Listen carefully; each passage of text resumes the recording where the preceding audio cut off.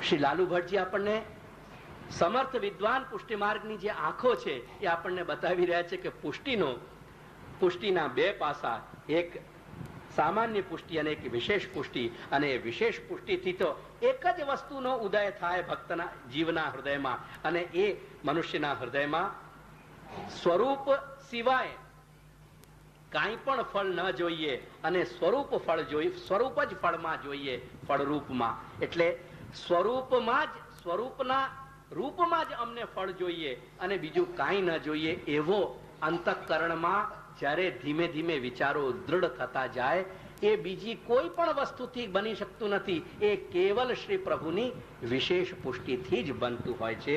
આ વાત સમજાવીને ભક્તિહંસના શબ્દો આપણે જોઈ લીધા કે ભક્તૌચ ન સ્વરૂપાતિરિક્ત ફલકત્વમ, એ વાત બતાવી. અને હવે આપણને બતાવે છે કે સાચ પુષ્ટિ, એ જે પુષ્ટિ ભક્તિ છે, સાચ પુષ્ટિ ભક્તિ ચતુર્થા. એ ચાર એના પાસા છે, ચાર એના ભેદ છે. એ ચાર ભેદ શા માટે છે? એ ચાર ભેદ પણ મનુષ્ય માત્રના જે ભેદ છે સ્વભાવના, તે પ્રમાણે એ ચાર ભેદ છે. એકમાં